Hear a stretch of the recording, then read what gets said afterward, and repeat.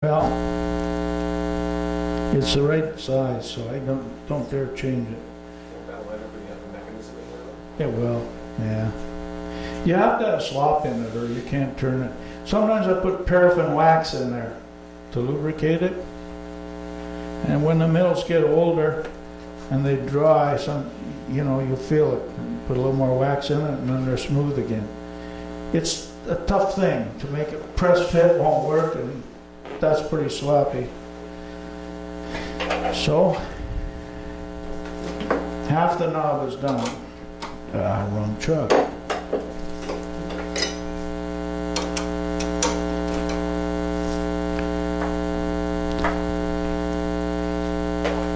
So we'll lock the lathe up again.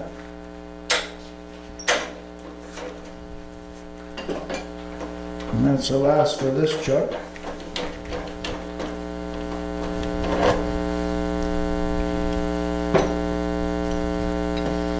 Put the number 1 jaws back on.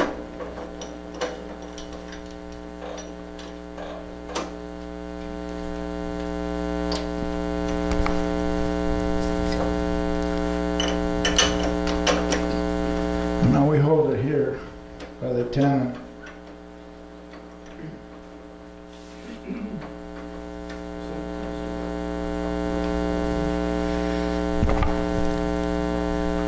Now what I'm going to do is round this over and blend that curve into about halfway or maybe all the way across this maple.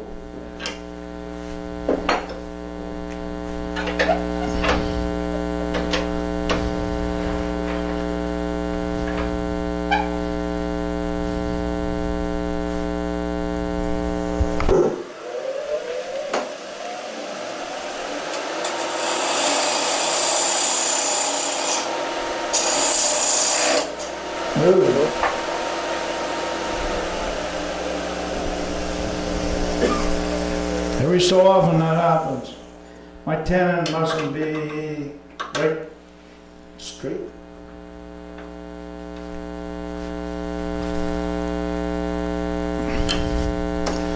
Or tight enough.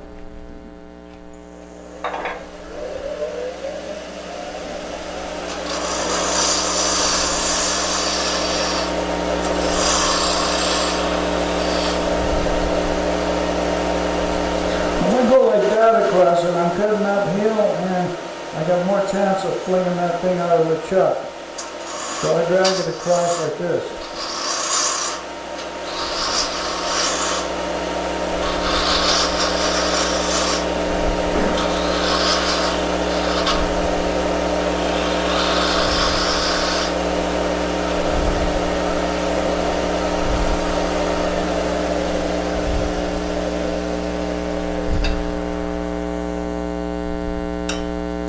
That little flap of wood, when I drilled through, stayed on there.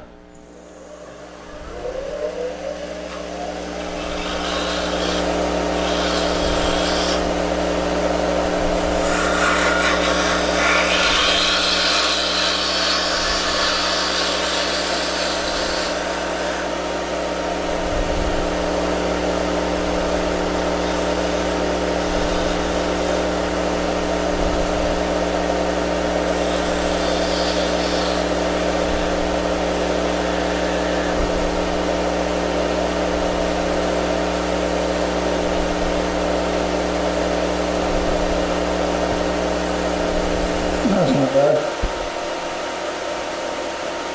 So same thing, when you sand it there, we get all the tool marks out, but there's two kinds of cutting here where it was dragging across. It's a little hairier maybe than where I rubbed the bevel. But that's it. That's it.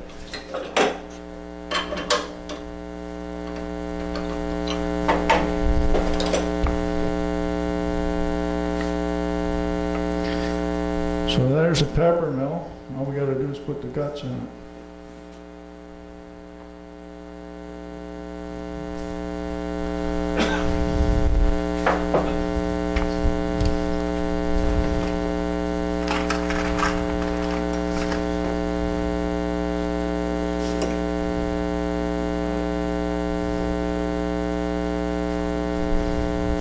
So because that wobbles,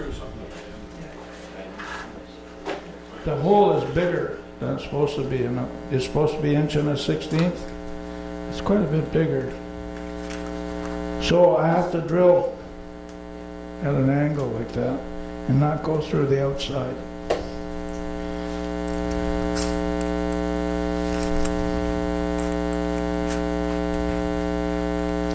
Spalted wood is bad that way because it's softer in some places than others.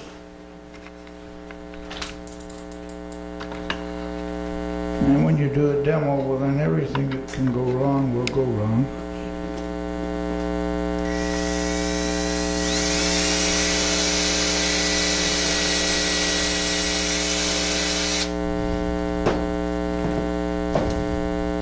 I'm using the washer for a template, upside down. I found that's the best way to do these. You put it in upside down and use it for a template, than to try and drill it as you're assembling it.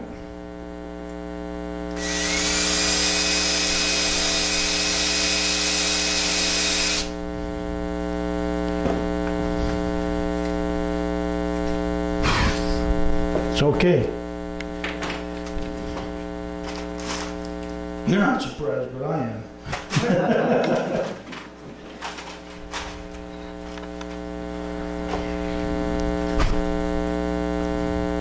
The little turn plate just fits in there nice.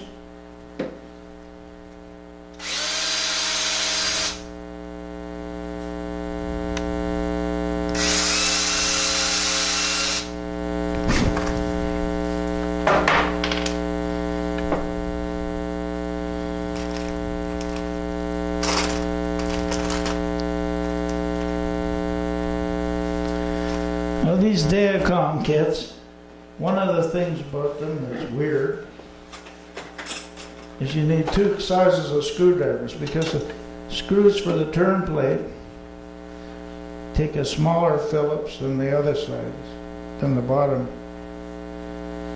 I've even bought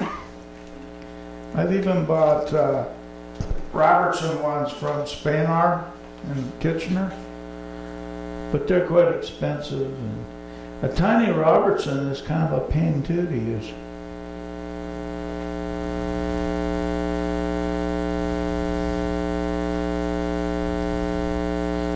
So whoever gets it, you can leave the turn plate in, but you'll have to take the guts out to sand it. But the turn plate can stay in. Or whatever you're going to do with it. You're going to I'll give it to the club.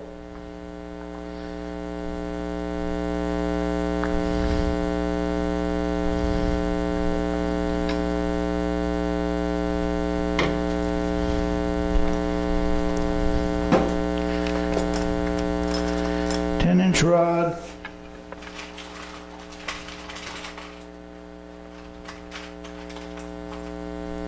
They're all in these little bags here. So in one little bag, you got this little thing here, a U bracket kind of thing, and a spring. And you always have to spread the U bracket out. Oh, let's see. You spread the U bracket out. Can you see the holes? No? Yeah? Okay. And then you put this in where the screw will go between those two things. You push that in. I have to look down like that. Like that. Okay? And it'll fall out until you put this thing in. This is the female part of the grinding mechanism. Like that. And since the hole's too big, it's kind of loose. Then you take the rod and drop the male part on like that. The spring is tapered. Put the small end of the spring on there. And the big end goes over, there's like a boss on the U bracket. Like that. You take the long screw.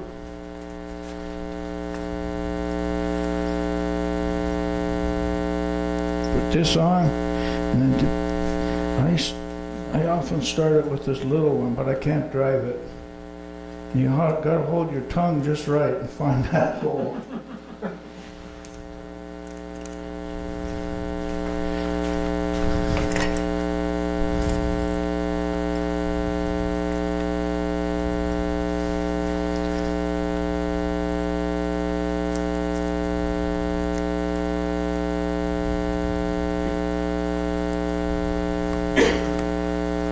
Okay, that one started.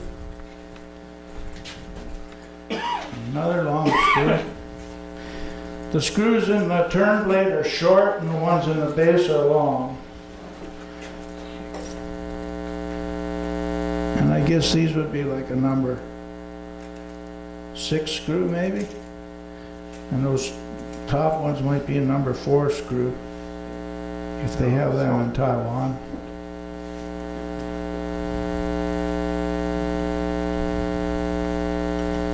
Alright. I'm going to go to the other screwdriver.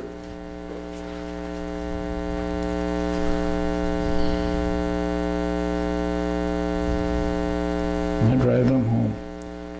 That washer has to be tight on the grinder mechanism, the female one that's on the bottom. You can tell. Yeah, so you hit on it with the screwdriver. I didn't drill the holes too deep, so they're kind of forcing their way in. This wood's soft.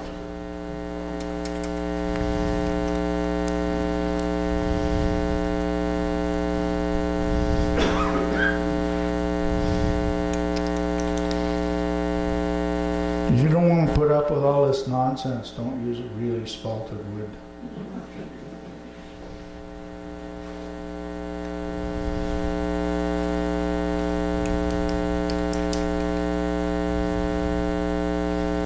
That's tight. Yeah.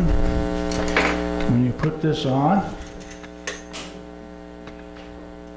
you got about the right amount of thread sticking out.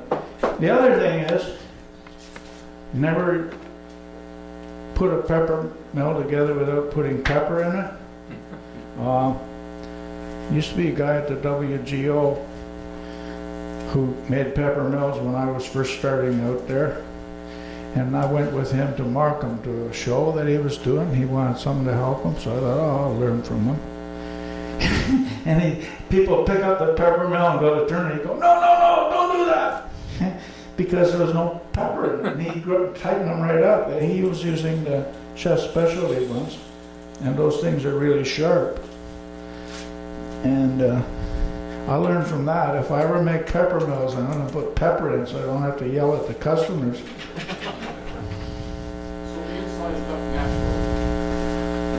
Which is what? The inside is just left natural.